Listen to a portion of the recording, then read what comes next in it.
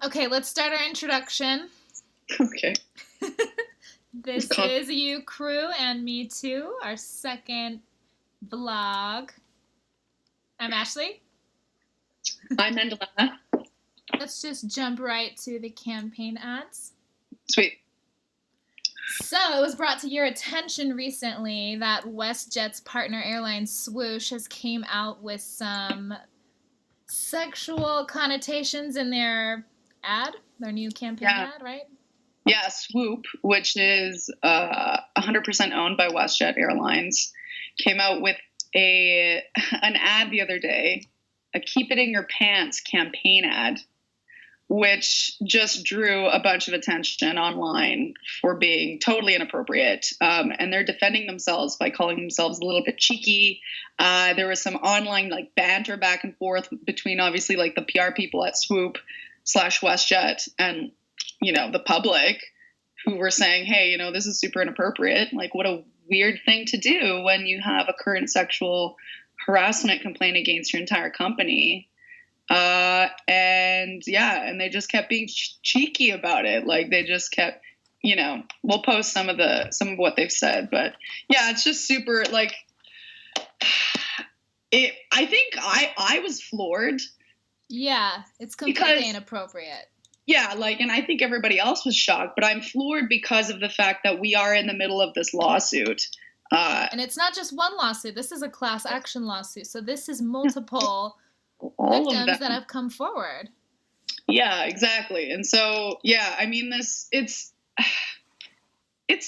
showing their true colors. It's highlighting the fact that they are in a primitive time at their airline still. They're still holding on to these to this era that is all about making money and doing whatever it takes to make sure that you are making money, you retain money, and that your shareholders are happy and all that stuff. But they're literally just using people. They're dehumanizing people by showing an ad of a woman with her backside,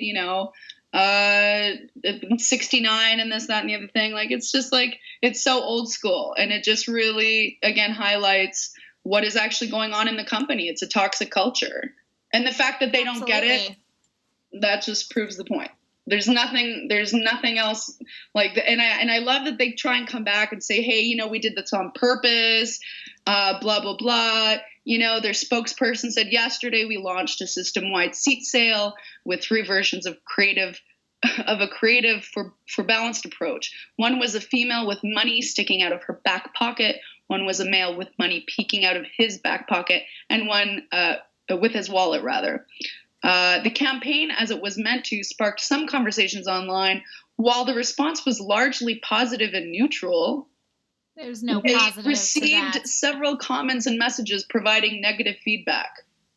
You're still not touching ground at this point.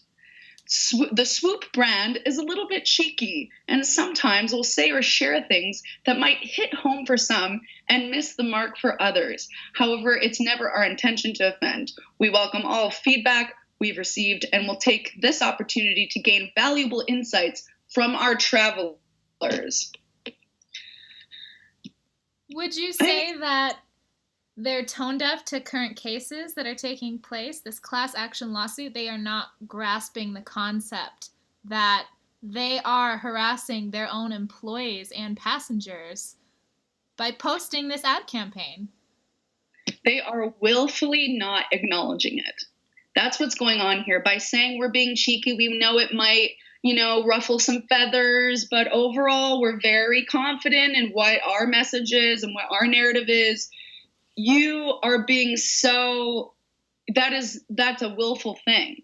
They know that they make money, that they make money by putting these ads up, and they save money by not having to deal with nasty, deep-rooted problems like sexual assault and sexual harassment in their airline. They know that they're saving money by not dealing with that, and they know that they're making money by putting out these sexualized, dehumanized, objectified ads.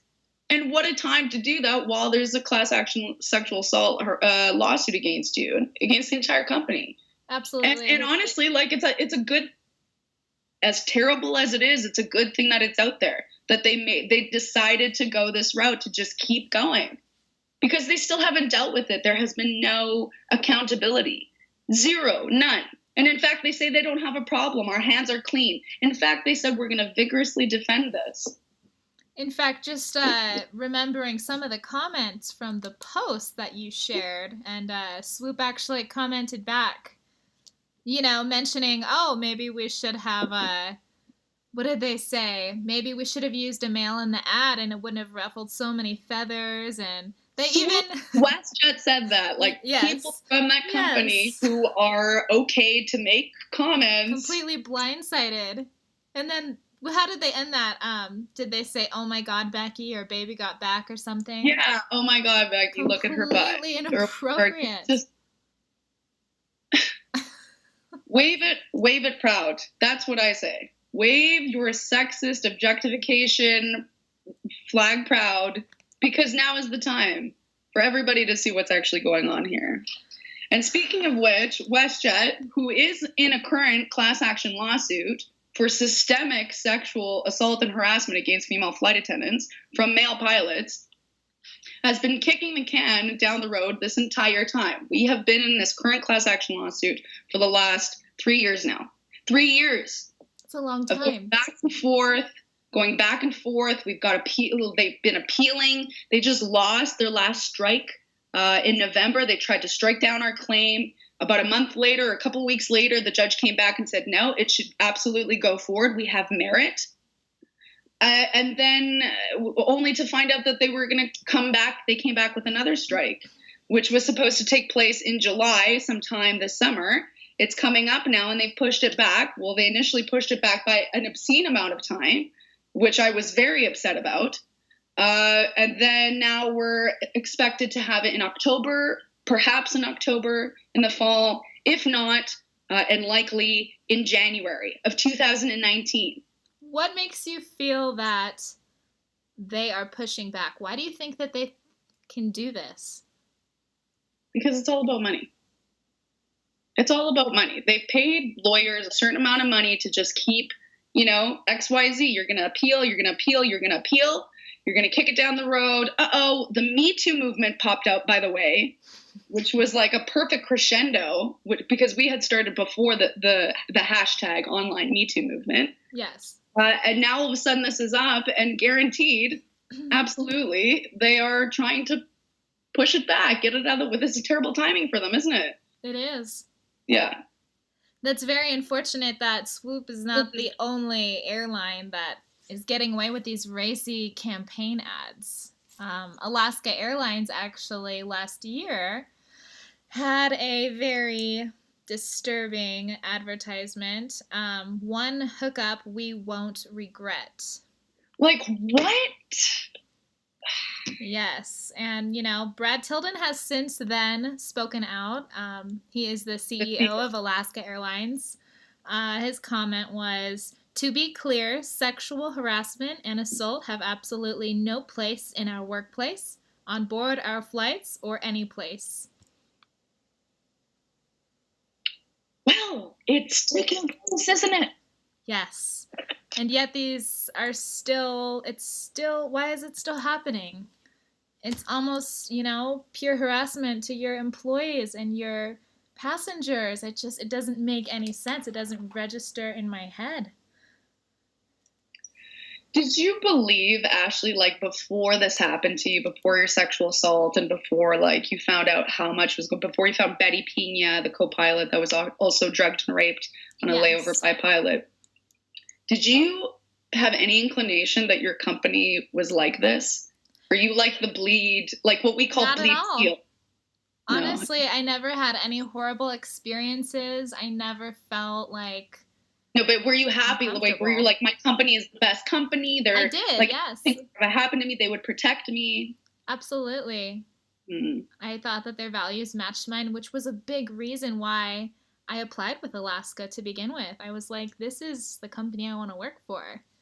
And sure enough, I got there and I started flying and it became my life. I felt like all the Alaska employees were like my family. I mean, I finally felt that I fit in somewhere. I'm just appalled by this. Even 69 days till we take off. Fly Swoop. I Swoop. can't get over. I can't Girl, stop reading the Swoop. comments. What are you? The crazy part is like what's going on in the comment. Like they post it, which is why it's just wild. Like it was vetted by people who know that they have a class action lawsuit for sexual harassment against them, right? Yeah. But then they get the responses, and yet still they have the gall and the nerve to just keep going. Cheeky. Oh, haha, we're joking. Some people loved this. Oh, by the way, Swoop is different from WestJet. That's what they said in their comments. Swoop has nothing to do with WestJet. It is 100% a parent company, and it is owned by WestJet. 100%. 100%. And this has been going on long before Alaska, before Swoop and WestJet. Even Spirit has some very racy ads. It says... Like now, like current ads, not like back from the 50s and 60s, like 2018. Within the last 5 years. This one says, "Go down on us, ... to the Caribbean." There's another one. "We're having a threesome. Join us in the fun." And here's another one. Spirit celebrating their 69th aircraft. Losers. Like, sorry, but that's a loser. You're losing. You're losing. You're gonna lose. You are losing currently. What? It's amazing that they think they can use this as a tool to make more money. While, and you and I both know, that this exact dehumanization, objectification of women in these ads in order to bring people into the company only further toxifies what's already going on in the company. The toxicity that already exists, where the gender balance is completely out of whack. Everybody in power is abusing everybody who's not in power, especially between male and female, especially between men who are captain or manager or whatever your boss. Female, you're making less money. There's a bunch of you, you can get replaced anytime. This environment is just seeping. It's just been seeping in this for years, decades. And I can't believe that it's still, we have to, I'm glad that we're here and we're talking about this and you and I found each other, et cetera, et cetera. But like Absolutely. Nothing like this just happened. The Swoop advertisement came out this week. Yeah. Like this.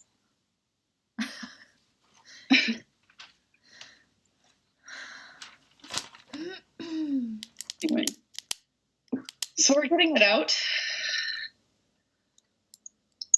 It's just this is just asking to turn into bigger. It's turning bigger and bigger because it's not being addressed. It's not being confronted. They keep sweeping and sweeping and sweeping under the carpet. Everybody, all of them, all the airlines. And like we keep mentioning, the airlines aren't realizing that this problem is bigger than them. They don't get it. They don't see it. And they think it'll go away.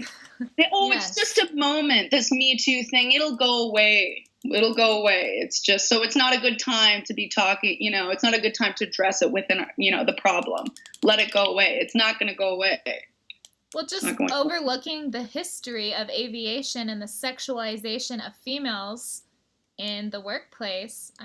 Just the article that you sent me, that's enough to say. It's like, and we will be putting that on the website. Absolutely.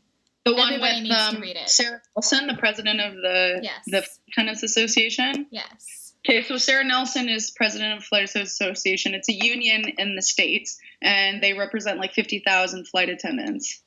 And so she came out. Yeah, we'll post that as well. Absolutely. It needs to be posted. Yeah. So she came out basically saying this has been going on for a long, long time. Long time. And it hasn't been addressed. Sexual harassment training has not been given. And when it is, it's very limited. Every airline has some kind of policy. Some are better than others, but it doesn't change anything. It doesn't do anything to what's actually happening within those toxic cultures. It's interesting when these CEOs and these big company people are speaking on sexual assault. and they're talking about safety is number one, safety is number one. It doesn't make sense in my head to be so contradictive enough to have these campaign ads and think that it's okay, have these safety campaigns. It's just so contradictive. And even, customers, unfortunately, are not being exposed or not understanding it either. Unless they've been directly sexually assaulted or harassed by flight crew, which we both know they have because they contact us or whatever. Absolutely. It's been very overwhelming dealing with all of the responses that we've been getting.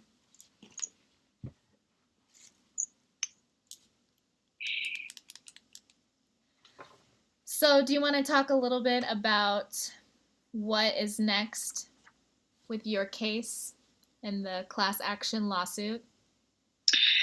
Yeah, so we're facing another strike from WestJet.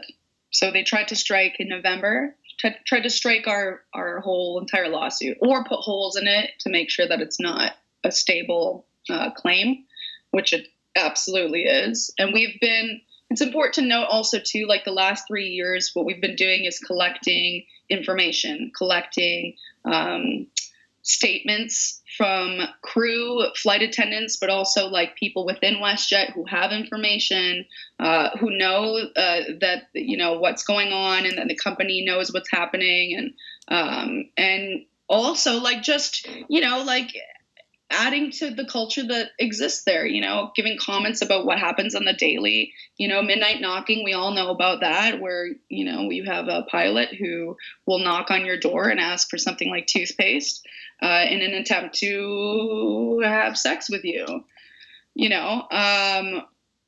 yeah, like it's just those kinds of comments and those types of things are really important for us to show what's happening, like really currently on the ground, what's happening within these cultures. And what would be really neat is if we had flight crew from different airlines who did the same thing.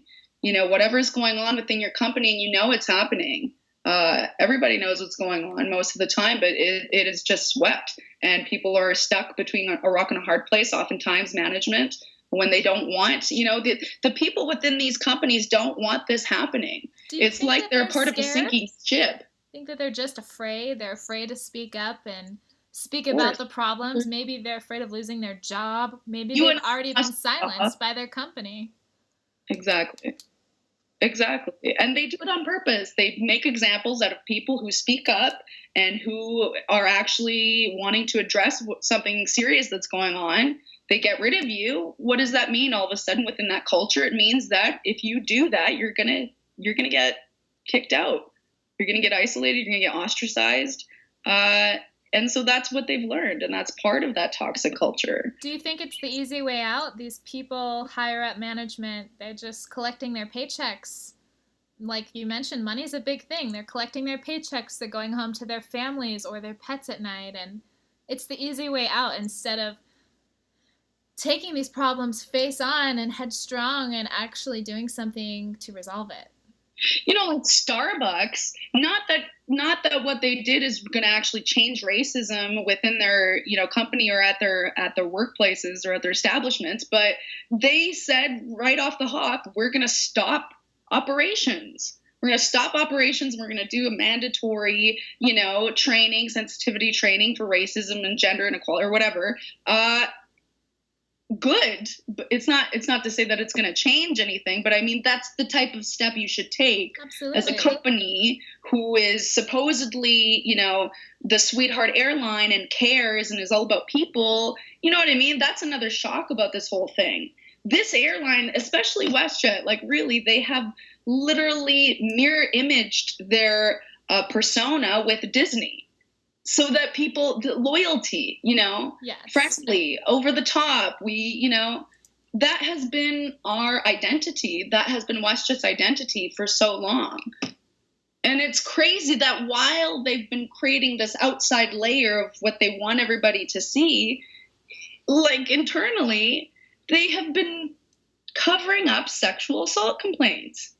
Absolutely. And going back to what you said about stopping operation, could you even imagine that going on in aviation industry? I mean, we're talking hundreds of thousands of dollars delayed by, minutes, hours. Could you imagine? I mean, that would mess up a lot of things. That would cost a lot of money. And that's what really all doesn't this ever happen. Yeah, that's what it comes. They'd have to really do an overhaul. There'd be so much. First of all, you got to find out where the problem is. This has been going on for so long that the problem has gotten deep. It's become very systemic. And so they themselves don't want to look underneath because they know how bad it's been. They have given out settlements. They've given out non-disclosure agreements. They know what's going on. What you have to do and what has to happen and what will happen, what we're going to force to happen, is you got to lift up that rug and you got to go and find out where that stink is coming from. These problems are widespread. Wonderful that you and I found each other, and it's crazy that it was online. We're not even from the same country, whatever. Yeah. Right? Right. That's because there is a slew. There's just a monumental amount of secrecy going on. Speaking of secrecy and the airlines not wanting to look under the rug because they are so afraid, maybe a little bit ashamed of what is actually under there and how deep the root of the problem has become.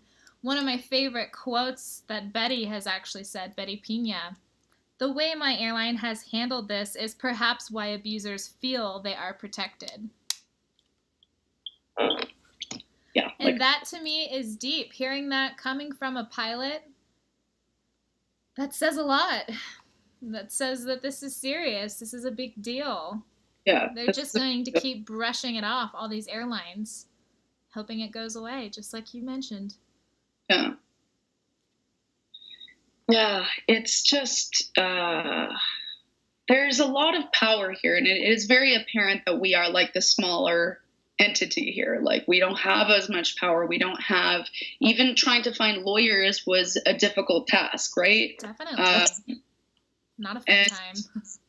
Right? I mean, it's just, ask any woman who's been through this and they'll tell you, like, they don't do it for their health. Like, this is not something that's easy. It is incredibly difficult, and it shouldn't be.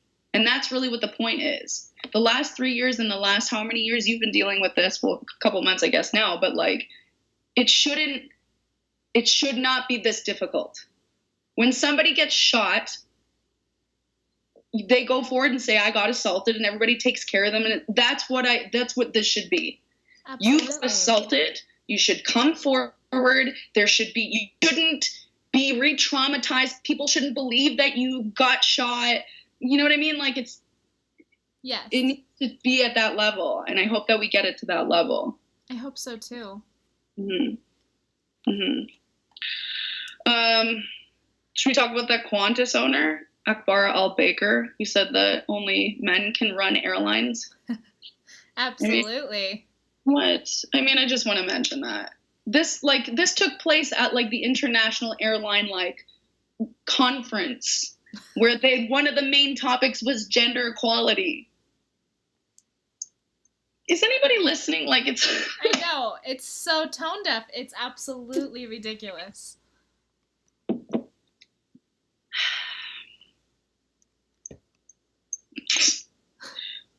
I mean, I don't know.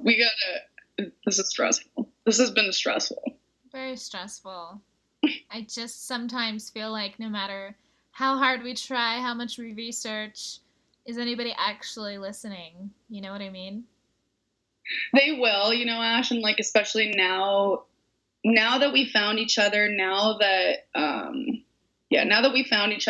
we're creating a space, like a really safe space, it really helps harbor more people coming forward and more awareness too, like legit awareness. And I know that people like it, you can just see it from the Swoop ad. Like what? How did you not know that people were going to respond this way? You know why? Because you don't want to know. You don't want to care. You want to keep making your money. It's like you're so on the wrong side of the social media life. This is very Trump. I'm sorry, but like, what? What? It doesn't make any sense. Then just put a little pageant up there, and Anyway. I honestly, I'm much more calm now, but like it came out on Tuesday or something, and I just got back from like kayaking and like turning on my like cell reception. I had a bunch, Ashley. I had like 10, 15 blown up flight attendants and people within WestJet, and then a couple people with that like outside of WestJet, or no, within WestJet, but I didn't know. They sent me the clips, like the screenshot of the swoop ad.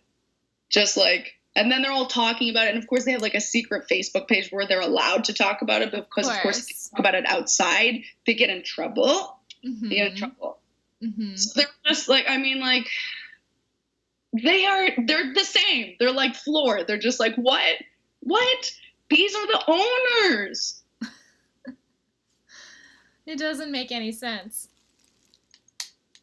So I hope that everybody looks at that swoop ad and takes a look at the class action lawsuit that's against the company. And, we're going to crash the airport. I mean, for sure that's going to happen. We're going to go to the airport, and we're going to show up, and we're going to get some information out there, because this is happening everywhere.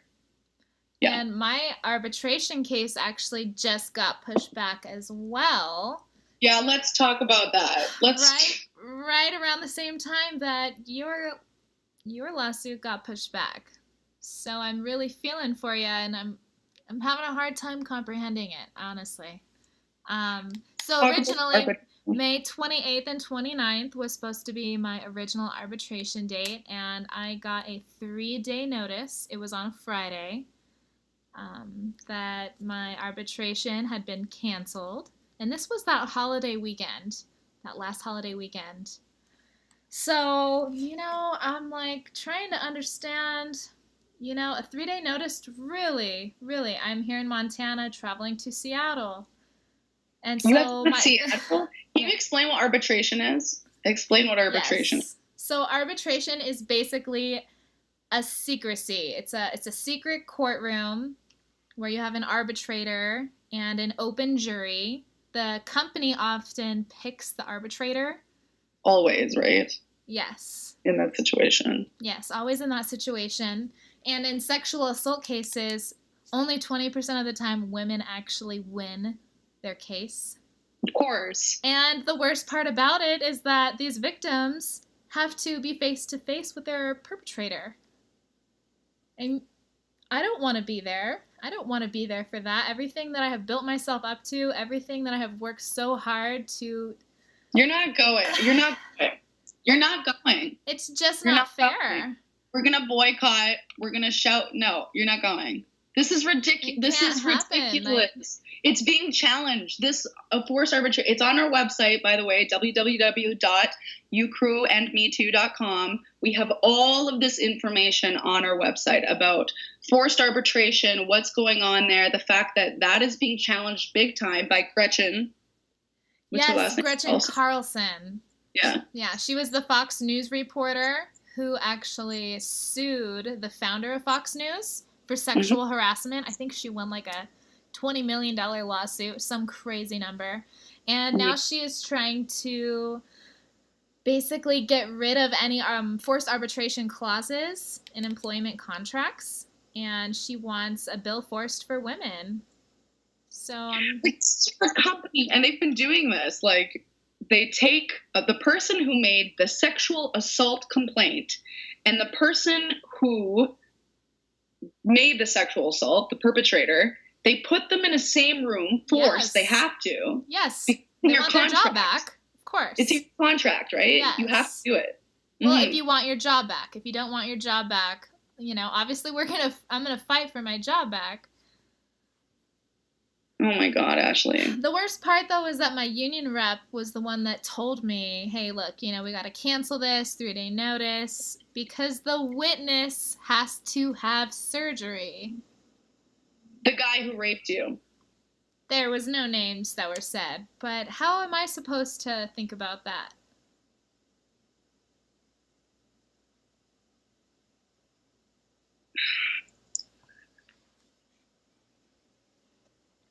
I mean, it's scary that we are like, is Scary. this, I didn't know. Like when you told me, I'm like, what?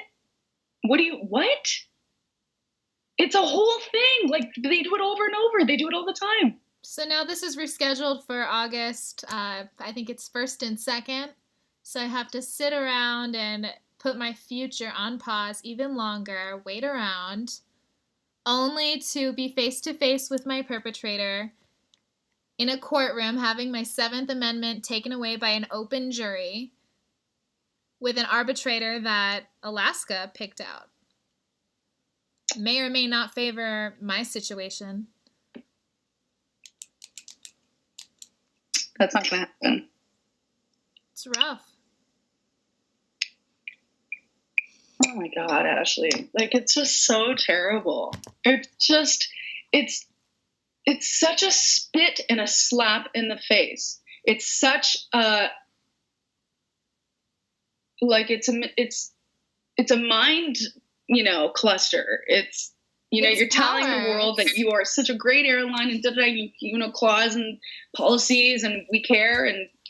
But then serious things happen. One powerful employee abuses his power and assaults another lesser power employee. And you find out about that, you decide you're going to just micromanage it in a small situation where they have to be in the same room, and 20% of the time, most of the time it doesn't work out for the person It's just so wrong. Nobody makes this kind of stuff up. Nobody goes on their wonderful layover in Florida on a nice sunny beach and says, hey, you know what? Let's just get wasted tonight. Let's spend all day tomorrow in the hospital and complain to our company and, maybe we'll lose our jobs, but oh well. Nobody does that. And even the cases that you do go out with your crew and you have a late flight the next day, you have all day to, hydrate. You have all day to work out. You have all day to, be suitable to fly. You know what I mean? Yeah, I do. Listen, it happens all the time. Absolutely. Happens all the time. This is very common. Oftentimes the drinking is what they use, like perpetrators and men who abuse power. This is not about sex, by the way. None of this is about sex. This is about power. It's a power imbalance. Sorry, Yeah, there's no way that you can legitimize sexual assault by alcohol consumption. If you don't want to have sex with somebody, you don't. That's what I was going to say. They use it over and over as a strategy to silence the person that they abuse. Yes. How much did you have to drink? What were you wearing? Drink past cutoff. Maybe even two you drank past cutoff. Well, then for sure you could be in trouble. Then for sure if the guy sexually assaults you, you're definitely going to think twice about it or whatever. And he's going to make you feel like you have to think twice about it. You know what I mean? Just like the next morning when the guy tried to rape me and he was like, hey, do me a favor. Don't tell the rest of the crew because they know my wife. He was reaching. He's trying to find different ways to shut me down. You know what I mean? I knew it. I knew it when it happened and I know it after. It happens all the time. All the time. And naturally we feel safe, just like you mentioned in our last vlog. The captain was like a father figure and you felt comfortable around him. Pina, in her case, says she had a lot in common. She wouldn't expect the pilot to do something like that. In my situation, I felt comfortable. Like, that's my best friend's boyfriend. You don't think that anything like this is going to happen. You feel safe. You feel comfortable. The culture has taught us that that's how we're supposed to be. The culture has not taught us that there's a good chance that guy who is in a more powerful position than you may abuse his power with you. We've never been taught that. They avoid us being taught. I remember being a new flight attendant and it maybe happened 3 to 5 times. Everybody would take sodas off the plane and we would all have cocktails in one person's room, and it would be like a welcome party for Everybody. the It's new the hire. And it's like, hey, welcome to the club. Like, this is the culture. And yeah, it seems fun, but exactly what you're mentioning, the culture is not teaching us what the systemic root of the problem actually is. And that is very scary. It is that's exactly right, Ash. It is the fear is that, like, they know They do know this is like, hello, it's like the complaints come in and they see it and they're like, oh shit, this is a sexual assault complaint, somebody got raped. It goes all the way up to the top and they say, what do we do with this? How are we going to deal with it this time? Non-disclosure agreement, forced arbitration, where they lose and then they can't say anything about it afterwards. You know what I mean? Settlements. I would love how to much know can we give how this girl? much money these companies have spent in settlements. Somebody go find that out. I would love to know. Let's find that statistic out. I'm interested. That's all it takes. Let's give this girl $500,000. Let's give this girl $1 million. Let's give this. Yeah, depending on the severity. Just to shut her up. Severity.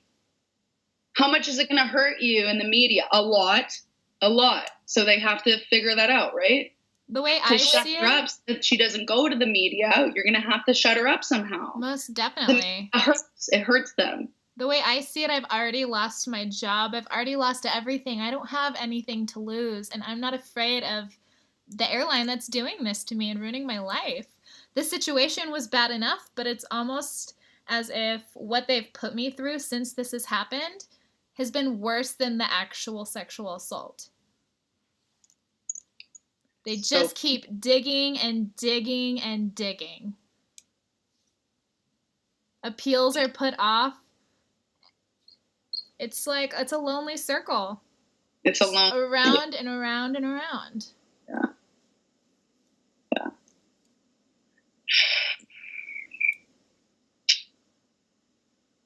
You know what I think about sometimes, Ashley, is like, while we've been doing this, like, let's say the last couple of years, even the last couple months, guaranteed sexual assault has taken place.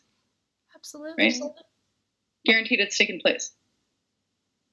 I think it's that feeling of like, oh, wow, like it's still going on. It's been still going on while we've been addressing it. And that's what's both infuriating, and the thing that I think keeps us going is that, like, all the while we're trying to do something right and trying to bring justice in such a corrupt, like, situation, the people who are in charge are legitimately, willfully not wanting to look that way because they're so focused on making money. Like, they're so focused on their machine that they have complete, like, they're still while they're focusing on their machine, women and people are getting assaulted. People are getting harassed. Anxiety, people, like, power tripping and inappropriate talk, and, like. And I think we both know, sitting here today, we might not be able to stop sexual assault. We can't stop it from happening. But what we can do is try to prevent it and handle the way, that the aftermath works. The process, the way the companies are handling these. There should not be it should never happen. I'm sorry, but it should never happen. It shouldn't happen. It shouldn't happen at any airline. It shouldn't happen at any company. Shouldn't happen at government jobs. Shouldn't happen anywhere. It shouldn't be happening anywhere. You know what I mean? And it's like, absolutely. I'm just so tired of these guys saying, like, oh, well, whatever happens on layovers, that's not our fault. That has nothing to do with us. First of all, you're getting paid a per diem, so you are on company time. Second of all, you're having to answer to your chain of command captain at any time. If your captain calls your room, what do? You pick up the phone. Yeah. Hey, upstairs, we're having a meeting, or do this, that, and the other, whatever. You pick up the phone and you talk because you have to. Whatever your captain says on a layover, in terms of work, you have to do that. And if something happens to you on a layover, what do? You call your captain. It's like in the note. It's in every exam. Definitely. Go sideways. What do? Call the captain. He's going to help you. He's the most, he's your captain. That's the wrong, that kind of mentality has really not helped us, because we keep thinking that the person who is there to keep us safe is actually the person who is harming us. Yes. So there's that. It's so unfortunate. It's unfortunate for the good pilots out there. I mean, there are so many good pilots that I believe to be good people. But, but those ones are afraid. They're afraid to say anything. Yeah. There's a whole silent army. You and I both know there's a silent army of people at both your airline and both my airline who completely support us. And those pilots exist. You're absolutely right. I'm sure that some are watching right now. They're probably watching this right now. Sure. For sure. But here's the problem. They're afraid for their own jobs as well. That's how this whole thing happened. This isn't like a slip and all of a sudden, just a couple of people were afraid and it's like a small thing. No, legitimately a large mass of people at these companies are concerned about losing their job. And in this day and climate, you got to have a job. You got kids, you got mortgage, you got this, that, and the other thing, whatever. It's understandable. Of course. And even like Betty said, it's her only, like the woman never had kids. She didn't get married. Her job was her number one thing. She prioritized her job over everything else in her life. Just for the company to completely annihilate her, like just to throw her, attack her, in fact. And we're talking about a woman that grew up in foster care.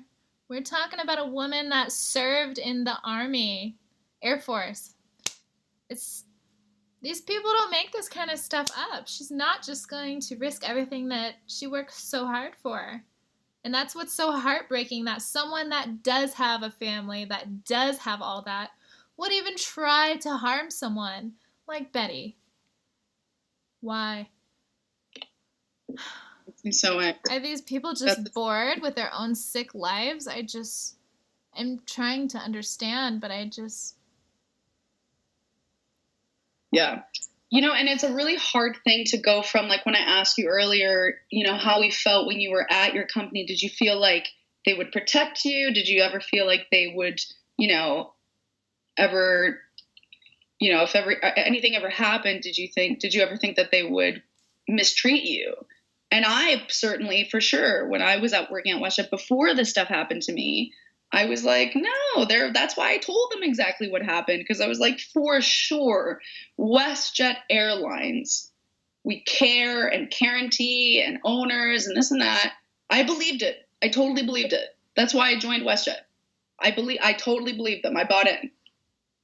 I believed that they were going to take care of this whole thing, that they were going to fire the guy, that they were going to be like, in my head, I'm like, they're probably going to do a whole campaign, and it'll be like a big, even back then in 2010 when I didn't know anything, right? But I was like, for sure, they'll probably do something about this. Just not. And even with all, how many cases have come forward now, just publicly, those are only the things that came public. There are hundreds, thousands, who knows how many cases. Reading through all the cases, I noticed that the victim wakes up and they don't call 911. Sometimes they don't go to the ER. They don't get a rape kit. They don't reach out to anybody for support besides their company. Right. And there's this repeating thing, and it's just secrecy. You're keeping it within, so much you're secrecy. Keeping it within the system. Keep it within the tight walls. That way people don't find out about it. You stay squeaky clean in terms of your status, your company status, which is incredibly important for shareholders especially,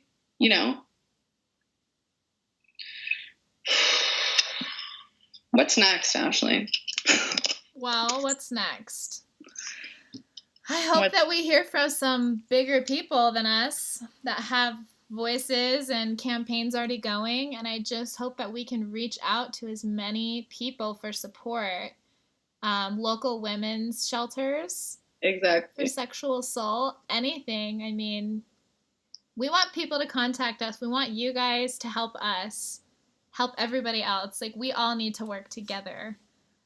Yeah, we're all just navigating.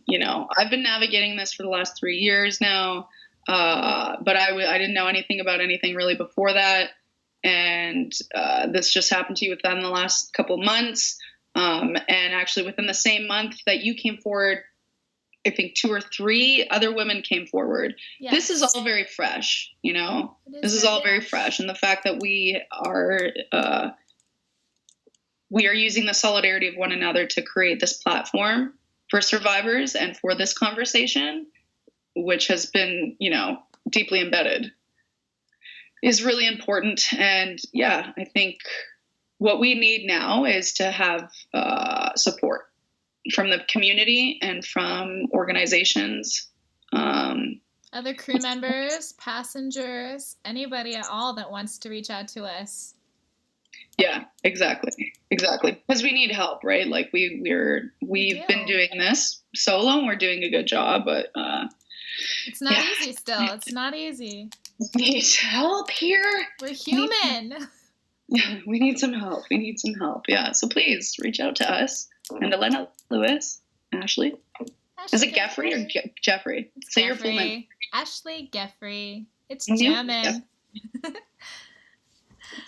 Until next time. Yeah, thanks for coming and thanks for listening. And Ashley, thanks for the convo. Yes, thank you, Mandy. Yeah, I freaked out a little bit. Were we on Skype when the swoop thing came out this week? I think that we were on Skype. Yeah, and I had a meltdown. So thanks for that. Yes, absolutely. Anytime at all. All right. Cool. This all right. is Well, thanks for coming. Crew and me too. You crew me too.